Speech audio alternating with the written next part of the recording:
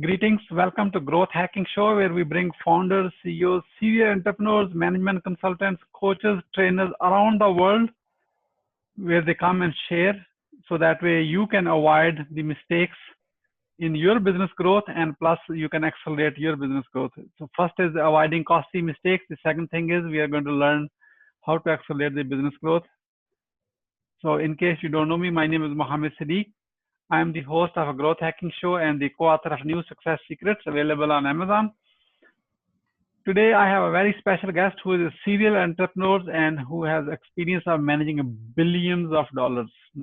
I'm not talking about M, I'm talking about it starts with B, billions of dollars. And of course, he works for a government, and at the same time, he is a serial entrepreneur, not one, not two, not three, how many? It's like very confusing for me. It was very confusing for me to figure out how he actually manage all those and keep growing at the same time while he's working for a government. Before I bring my guest, let me assure you this part, make it very clear as a disclaimer. Right now, he's coming in his personal capacity, not as a spokesperson for his government agency or anything. So anything, there's no endorsement of the message from the government point of view. Please join me to give a warm welcome to my guest, serial entrepreneur, Joel Klemmer. Joel, welcome. Thank you so much, Siddique. Joel, let me start with this. Where were you? What happened? Who you were surrounded with that inspired you to get into, I would say, many things like this? Not one serial entrepreneur. I'm going to show you a LinkedIn profile. My people who are watching this, they will agree how many things you're doing at once.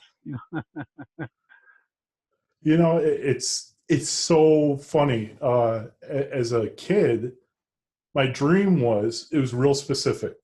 I wanted to be an executive downtown Chicago, and I wanted to live downtown right on the lakefront. And, there's this thing called life, and, it takes you one way and goes another. And, there's you learn different things on the way.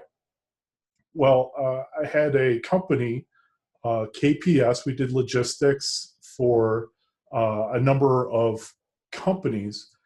And, you're working 100-hour weeks with a new business. And in my mid-20s, that's just not something I wanted to do. So I took a VP of sales and marketing job at a logistics company and decided to be part of a young singles network, kind of helping them. Well, congruently, they asked me to help out a little bit more with the young singles. So I decided to move downtown Chicago to help out. And in relation, I accepted a job as an executive downtown Chicago. So as you can imagine, I'm looking out my window, watching the sun rise off the lake, and realizing I'm living on the lakefront and working as an executive downtown. Well, I'm in my mid-20s. Now what? Right? And I should have dreamed a little bigger.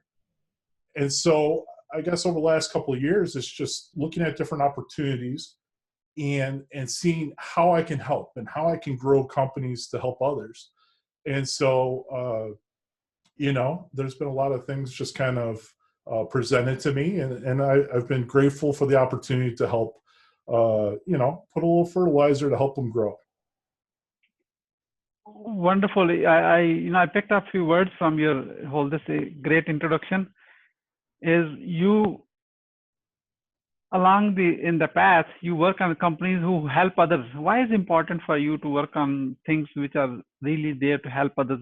That's kind of beyond money thing, It's a key is it's not about you. It's never about you. And if it is about you, you're going to fail. And I know some very successful people who will probably give me a little grief for saying that. But the reality is if you're doing something for a greater cause, whether that's just to help people or help your family or help a situation or help a problem, now when you get people, whether employees or vendors or clients involved, they're all working for the greater purpose. And now you're not self-focused, but you're focused on helping create that greater purpose. Wonderful, wonderful. So, Joel, based on your experience of working on multiple startups, and especially with a clear focus on empowering others, what are the top three missteps to avoid when it comes to growing your business? 3 missteps. Wow. I would say one of the big ones is emotions, right? Emotions can be fantastic. They're wonderful. But a lot of times when we start a company or we're in a company, we put our emotions first. And so what happens is you watch a TV show or you read a book or you have this great idea and you have all this emotion built up. But then reality sits in and you realize that, well, this happens and this is not so pleasant.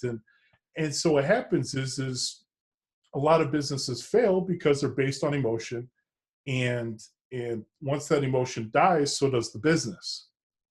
So the key is if you take your emotion and control it, and take your body and control it, and your mind control it, and control those things at all times, then when things start coming your way, you have the intellect and the control in your emotions to realize, yes, but I'm going to be continuing on this path and making sure that my business is going to succeed.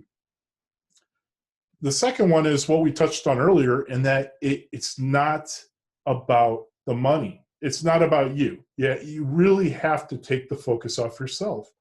The more you're focused on you, even if you are successful, now you have your employees and vendors around, and nobody wants to work for someone that's all about themselves.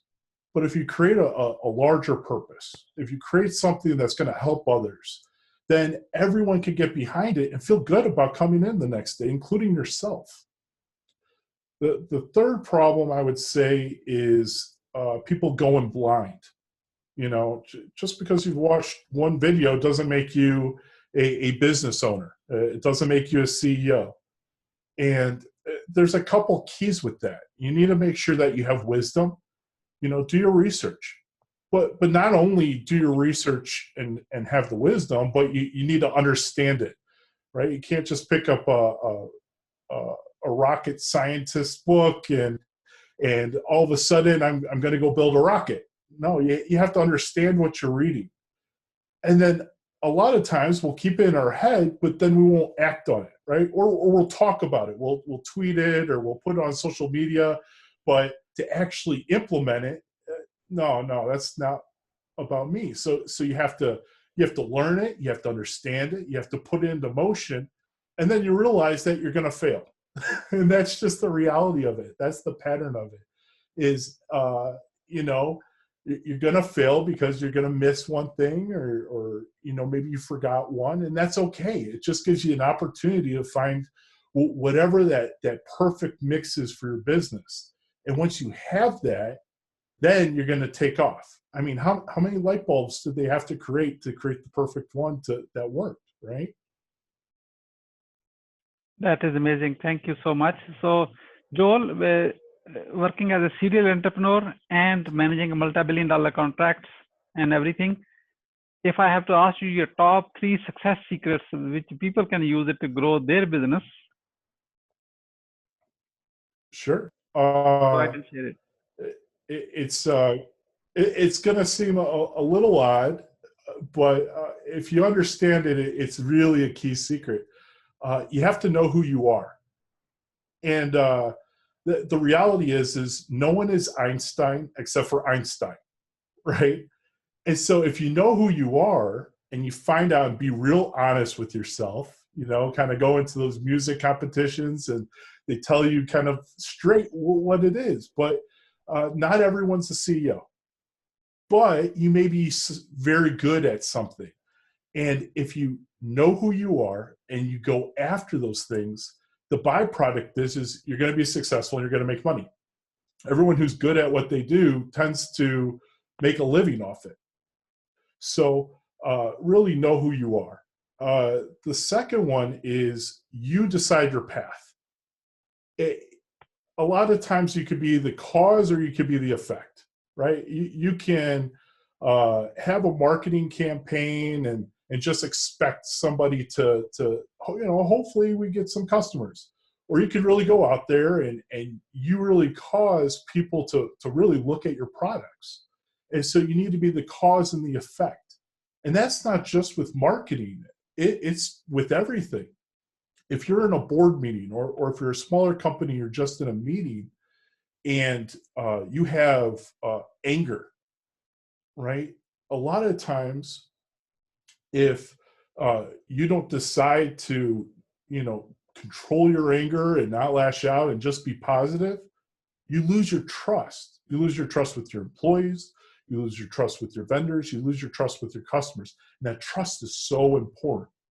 So it's you be the cause, not the effect. Don't let things affect you. You cause things to happen. The third one is you have to face your fears. To go after businesses, to go after things that are unknown, or if you have a new idea, people are going to look at you weird. There's going to be some pain involved. There's going to be some fear involved. I mean, you look at some of the famous speakers, and hey, when they go up to the podium, there is fear there. They just decide to be courageous. And what you realize is when you go after those things, you're already set apart. Because we're all very similar. We're all humans. So if you're facing your fears and you're going after it, all the people that say, it's not for me, I'm too afraid, they're going to look at you in awe. And those are the products. Those are the companies that people are inspired. I mean, just think of all the people that decided to be different and do something different and how successful those companies have become. So really, just go after them. And if you fail because you're different, again, learn whatever your mistake was. You're still alive, and keep moving forward. Yeah, you're still alive, so that way nothing. That's good. Great wisdom. Thank you. Great wisdom. So, Joel, how are you growing as a serial entrepreneur? How are you growing your business right now in this economy? Because people always want to know what's working right now. Well, I'll surprise you a little bit. So, made a kind of an executive decisions recently, and some of our intellectual rights with one of the companies I'm actually going to give away. I mean, called a Christmas gift or a holiday gift, or maybe a late Hanukkah gift, or however you want to celebrate it. I'm in the process with that now. As far as I would say, one of the companies is Osumita Signature. They do bridal dresses. We've had some really key vendors. So we partnered up with Hills Diamonds, and as well as some boutique diamonds, and now we can create wedding dresses that have diamonds on them. Right? We have crystals and all sorts of different things. You can literally, if you could dream it, you can have it. And so, it's just creating those strong partnerships. And, we just did some different shows, and we were picked up by the St. Louis Bride on their magazine. And so, I think a lot of times when you're just going down the path and you're doing things right, things will just fall into place. Wonderful. Joel, running a business is a roller coaster. Sometimes it's going up and sometimes it's going down. Is that right? You look at, I'm not giving any financial advice here, but No, you look at. I'm just asking a general, that's true. Like sometimes business is up and sometimes business is down. So what keeps you going when in a down moment in your business process? You got to see the light in everything. If you're going down, it is a beautiful chance to get lean. Really look at your return on investment and analyze where your money's being spent and making sure you're maximizing every opportunity. So you kind of look at, people say, oh my goodness, it's declining. No, it's a perfect opportunity to say, okay, are we going to maybe change our strategy and go to a blue ocean approach and look at something a little more innovative? Is there something out there that is taking our market share? But either way, it's kind of looking at that return on investment and saying, okay, here's my dollars. I'm not getting a good return on investment. Where can I put those dollars to get a return on investment, whatever that may be? Wonderful. Thank you. So as we move along, as a growth hacking show community, people who are watching this right now, how they can support you? How they can support me? I guess help me by allowing me to help you. I have a path, and the only one, the one alone, will be able to fulfill that to completion. So while I'm on that path, I want to help anyone I can, and that maybe not necessarily mean fiscally, but help share a light on the path and maybe make things easier, whether in business or a position. And probably the easiest thing to do is just comment on the video and like it. If you don't like it, tell me what we're doing wrong, and let's figure out what it is that's the truth and how to make businesses successful. Wonderful, wonderful. As we are about to wrap up, what would you say as a final word? Final word. Well, I guess that would be a soundbite quote situation. So I would say focus on correcting your inner shadows. Turn your inner shadows to strengths. And if you find the good in every situation, you will be on the right path. And a lot of times, as you said, businesses go up and businesses go down. And so if you're a little lost, either find the right map or ask for directions. So yeah, focus. And when you get stuck somewhere, ask for direction, ask for help from your peers. That's why you're watching this show. Thank you so much, Joel Klemmer, for sharing your wisdom with us today on the behalf of Growth Hacking Show community and our entire team. We really appreciate you. This is Mohammed Siddique signing off from Atlanta, Georgia, wishing you good luck, good sales. I do hope our paths cross again with another amazing guest. Until then, all best wishes. thank you.